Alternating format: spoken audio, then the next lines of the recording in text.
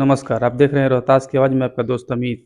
मैं आपको बता दूं कि चौकीदार दफ़ादार महासंघ ने एक बहुत बड़ा ऐलान कर दिया है और उस ऐलान को देखते हुए बिहार सरकार में खलबली से मच गई है और नीतीश और मोदी और चिराग पासवान जो चौकीदार समाज को अभी तक अनदेखा कर रहे थे, सभी में एक बेचैनी सी बढ़ गई है और सभी को अब डर सताने लगा है कि बिहार में कुछ चौकीदार महासंघ बड़ा करने वाला है। और हम आपको बता देते हैं कि चौकीदार महासंघ के अभी हम लोग साथ में खड़े हुए हैं और शुरुआत से ही आज तक हम चौकीदार महासंघ के साथ में खड़ा है और चौकीदार की एक-एक बात को बताने की हम कोशिश कर रहे हैं और लोगों तक पहुँचाने की कोशिश कर रहे हैं और हम उनके साथ में खड़े हुए हैं और आने वाले समय में भी हम लोग चौकीदार समाज के साथ खड़ा रहेंगे। जब तक चौकीदार समाज को न्याय नहीं मिलता, हम लोग उनके साथ खड़ा रहेंगे और उनके कंधे से कंधे मिलाकर हम लोग आगे बढ़ने की कोशिश करेंगे। आप लोग से बस एक ही रिक्वेस्ट है कि आप लोग सपोर्ट कीजिए। अगर आप लोग सपोर्ट कीजिएगा, तब हम लोग को बल मिलेगा, तभी आप लोग के सहयोग से ही हम आगे बढ़ सकते हैं, अन्यथा हम लोग भी आगे नहीं बढ़ सकते, हम लोग भी कुछ नहीं कर सकते। इसलिए आपसे अनुरोध है कि आप लोग वीडियो को जितना से जितना देखें, जितना से जितना शेयर करें और जितना से जितना लोग सपोर्ट करें। चैनल पे नए हैं तो चैनल को सब्सक्राइब करें और वीडियो को शेयर करें। मैं आपको बता दूं कि देखिए, चौकीदार महासंघ ने 11 नवंबर को फिर से पटना में भारी महाआंदोलन का आगाज कर दिया है और 11 नवंबर को पटना में बहुत भारी संख्या में चौकीदार दफादार समाज के लोग जुटेंगे और लोग जुट के वहां पर अपनी आवाज़ों को बुलंद करेंगे और आने वाले चौकीदार बहाली पर रोक लगाएंगे। और उनका कहना है कि कहीं ना कहीं हमारे जो आश्रित हैं उनको बहाल किया जाए और हमें चौकीदारी दफादारी फिर से वापस मिलनी चाहिए। इसी को देखते हुए 11 नवंबर को पटना में बहुत बड़ा रैली है, महाआंदोलन इसे कहिएगा तो भी कम नहीं होगा, क्योंकि चौकीदार दफादार संघ ने बिहार का हर एक जिले में घूम घूम कर अपना गठन तैयार करने लगा है और अब गठन तैयार करके सभी को निमंत्रण दिया जा रहा है कि आप लोग 11 नवंबर को पटना गांधी मैदान में चले और सड़कों पर चले। राज्यसभा भी चलना होगा तो चलेंगे, लेकिन किसी भी हर हाल में चौकीदार दफादार को न्याय मिलना चाहिए। और अमर रहे, डॉक्टर लोहिया अमर रहे, डॉक्टर संत सिंह जिंदाबाद, जिंदाबाद जिंदाबाद, संत सिंह जिंदाबाद, जिंदाबाद जिंदाबाद। रहे हैं बैठक हमारी जो है वो है यही बैठक में कि हम लोगों का जो है 11 नवंबर को पटना में जो है महारैली है चौकीदार दफादारों को। तो हम लोग चौकीदार दफादारों से ये आह्वान करने आए हैं कि जो हमारी समस्या है, चौकीदार दफादारों की जो समस्या है बिहार सरकार से, उसके लिए आपको चट्टानी एकता के साथ एक एक चौकीदार दफादार जो है पटना चलें और अपने समस्याओं को निदान करने के लिए माननीय मुख्यमंत्री जी नीतीश कुमार से इतनी जो है हम लोग ताकत में जाएं, इतनी संख्या में जाएं कि वह हमारी बातों को सुन ले और हमारे जो एफजी, हमारे जो सेवानिवृत्त दफादार चौकीदार के आश्रितों की जो बहाली रुकी हुई है, डीआरएस दफादार चौकीदारों की जो बहाली रुकी हुई है, उसको वह जो है विधानसभा में कानून बना करके अविलंब जो है वो बहाली करने का आदेश जारी करे। रामविलास पासवान, राज्यपाल, राष्ट्रीय महासचिव। क्या मांग है आप लोगों का? हमारा तो ऐसे कई मांग है और लेकिन एक ही मांग है कि पूर्व में सेवानिवृत्त और सेवानिवृत्त होने वाले दफादार चौकीदार हैं, उनके आश्रितों के बहाली के लिए बिहार सरकार अध्यादेश ला करके विधानसभा से पास कराए। क्या नाम है? डॉक्टर संत सिंह, राष्ट्रीय महासचिव, अखिल भारतीय दफादार चौकीदार को।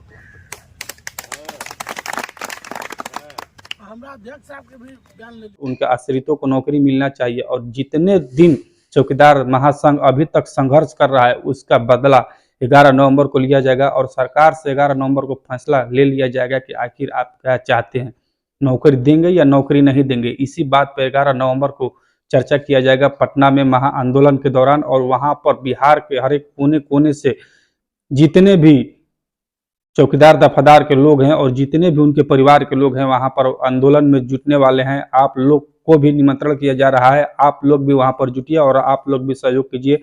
हम लोग की तरफ से भरपूर सहयोग है, हम लोग भी वहां पर जुटेंगे और आप लोग की सहयोग की हमें भी जरूरत है। तो आप लोग से रिक्वेस्ट है कि आप लोग आइए, आप लोग अपने ही आंदोलन को बड़ा बनाइए और वहां पर जुट के आप लोग चौकीदार दफादार के जितने भी परिवार के लोग हैं सभी लोग वहां पर जुटे और वहां पर जुटने के बाद जितने भी चौकीदार और दफादार के आश्रित भाई लोग हैं कम से कम उनका आप लोग बल बनिए और बल बन के उनके साथ कदम से कदम मिला के चलिए। फिर आप लोग की शायद चौकीदारी और दफादारी मिल सकती है। इस पे सरकार की आंखें खुलेगी और जब सरकार की आंखें खुलेगी तो फिर कहीं ना कहीं आपके ऊपर भी बात होगी। और देखिए 2025 विधानसभा चुनाव के पहले अगर आप लोग की नौकरी हो जाती है और सरकार इस पे कुछ निर्णय ले लेती है तो फिर चौकीदार दफादार को नौकरी मिल जाएगी। नहीं तो इसके अलावा अगर आप लोग चाहिएगा कि इसके बाद 2025 विधानसभा जीतने के बाद सरकार हमें नौकरी दे तो सरकार किसी भी हर हाल में नौकरी नहीं देने वाली है। यही एक मौका है जिससे आप लोगों की को सहयोग मिलेगा और आप लोग अपनी बात सरकार से मनवा सकते हैं। आपको पता होगा कि कोई भी पार्टी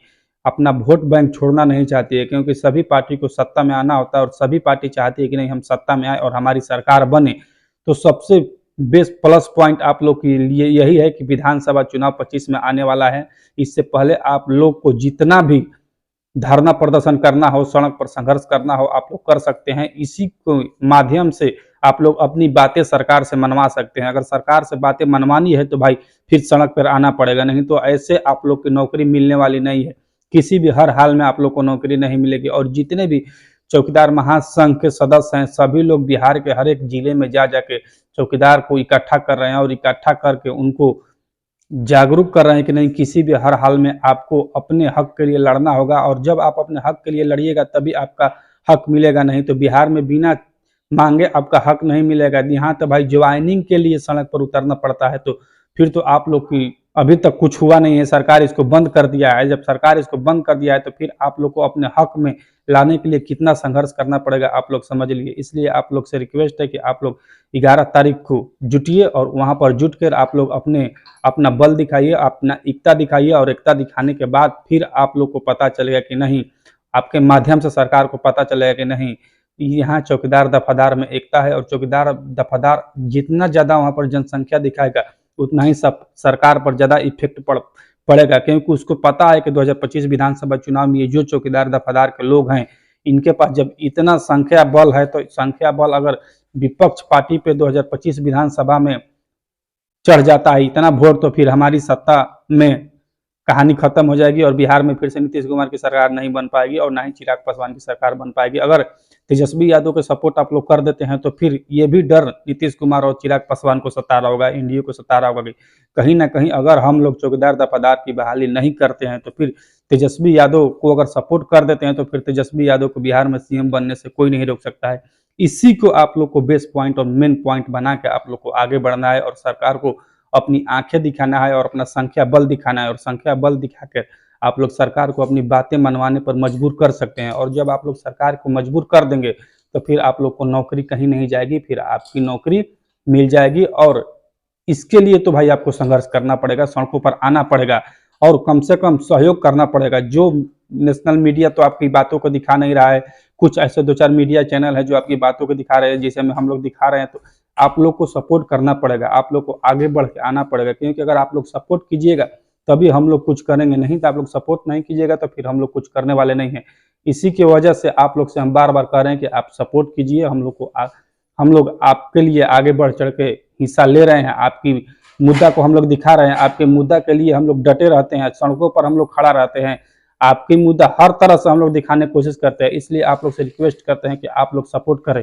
बाकी आप लोग की राय क्या है आप लोग कमेंट में कमेंट करके एक बार बताएं। आप लोग देख रहे थे रोहतास की आवाज़, मैं आपका दोस्त अमित। और आप लोग से मैं फिर एक बार रिक्वेस्ट कर रहा हूं कि आप लोग इस वीडियो के जितना से जितना शेयर करें और मेरे चैनल पर नए हैं तो मेरे चैनल को सब्सक्राइब करें। और 11 नवंबर को पटना में महा आंदोलन होने वाला है, जिसमें चौकीदार दफादार समाज के लोग भी आने वाले हैं, उनके परिवार के लोग भी आने वाले हैं और जो उनके हित में है, जो उनके चाहने वाले हैं वो भी वहां पर आने वाले हैं। तो आप लोग भी वहां पर जुटिए और इस महा आंदोलन का हिस्सा बनिए और चौकीदार दफादार के जो घर में खाने के लाले पड़े हैं उसमें आप सहयोग करें और उनके परिवार को खाना खिलाने का कम से कम भाई एक व्यवस्था तो आप कर सकते हैं। अगर आप एक कदम बढ़ाइएगा तो उनके परिवार को खाना मिल जाएगा। जो उनके परिवार में अभी तक खाना नहीं मिल रहा है, उनके बच्चे भूखे पेट सो रहे हैं, उनके लिए तो कम से कम आप लोग एक बार एक कदम आगे बढ़ाएं और चौकीदार दफादार के हाथों को थामे और उनके संघर्ष में आप लोग खड़ा हो। क्योंकि अगर उनके संघर्ष में आप लोग खड़ा रहिएगा अपना दिल बड़ा करके तो फिर उनको उनकी नौकरी मिल जाएगी और उनके आश्रितों को नौकरी मिल जाएगी, तो फिर कहीं ना कहीं वो आपका एहसान नहीं भूल पाएंगे। और जब आपको जरूरत पड़ेगी किसी अदर भाई को भी, तो चौकीदार दफादार समाज को, लोगों को वहाँ खड़ा होना चाहिए और होंगे। ये भी बात मैं बोल रहा हूँ कि उनको होना चाहिए और होंगे। बाकी आप लोग की राय क्या है, आप लोग कमेंट में कमेंट करके बता सकते हैं। आप देख रहे थे रोहतास की आवाज़, मैं आपका दोस्त अमित। आप लोग से मिलता हूँ एक और नए वीडियो में, तब तक दीजिए इजाजत। जय हिंद, जय बिहार।